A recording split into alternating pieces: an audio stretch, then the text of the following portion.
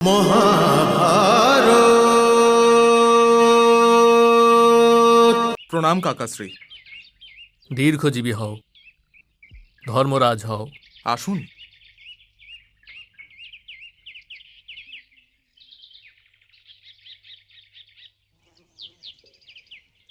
তোমাদের সবার কথা বারবারই মনে পড়ছিল।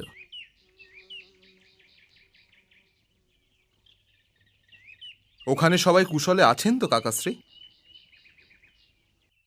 এটা বলা তো খুবই কঠিন হবে পুত্র।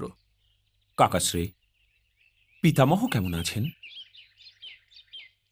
বড়ই আঘাত পেয়েছেন।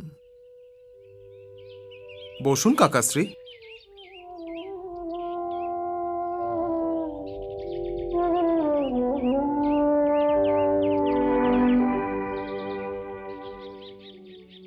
তুমি তো পাণ্ডব পরিবারের মেরুদণ্ডের মতো পুত্রী।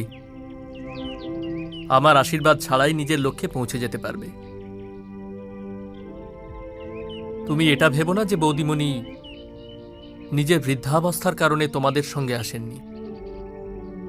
উনি কখনো এতটা দুর্বল হতে পারেন না যে নিজের কর্তব্য থেকে পিছিয়ে যাবেন, কারণ উনিও পিতামহ ভীষ্ম, আচার্য দ্রোণ অথবা জ্যেষ্ঠ পিতাশ্রী ধৃতরাষ্ট্রের মতনই হস্তিনাপুরের অতীত।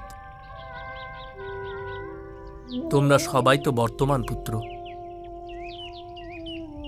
তাই নিজেদেরকে সামলাও আর চিন্তা করো ওই ভবিষ্যতের বিষয়ে, যার নির্মাণ তোমাদেরকেই করতে হবে। এই কর্মভূমি তো তোমাদের সবারই পুত্র। আমাদের প্রদীপের মতন জ্বালিয়ে রাখতে চাও তো জ্বালিয়ে রাখো, আর নেভাতে চাও তো নিভিয়ে দাও।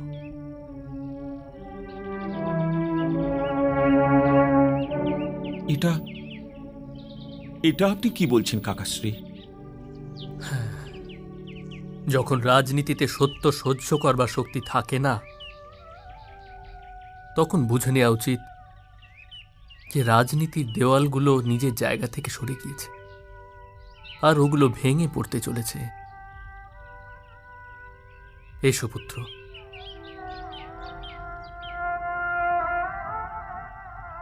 সে ব্যক্তি বড়ই মূর্খ হয়ে থাকে পুত্র,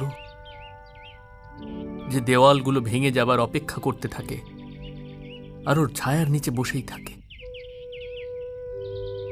এই দেওয়ালের ছায়ার সীমা থেকে বেরিয়ে যাও পুত্র, বেরিয়ে যাও। আর এর আগে দেওয়ালের চাপে তোমরা শেষ হয়ে যাও। এই দেওয়ালকে ভেঙে দিয়ে নতুন দেওয়াল বানানোর কাজ আরম্ভ করো। হ্যাঁ পুত্র, হ্যাঁ। আমার এই জন্য কোনো দুঃখ হয়নি যে ভ্রাতাশ্রী আমাকে তাড়িয়ে দিয়েছেন। দুঃখ তো আমার এই কথাতে হচ্ছে পুত্র যে উনি এখন একেবারেই একা হয়ে গেছেন, একেবারেই একা। মহা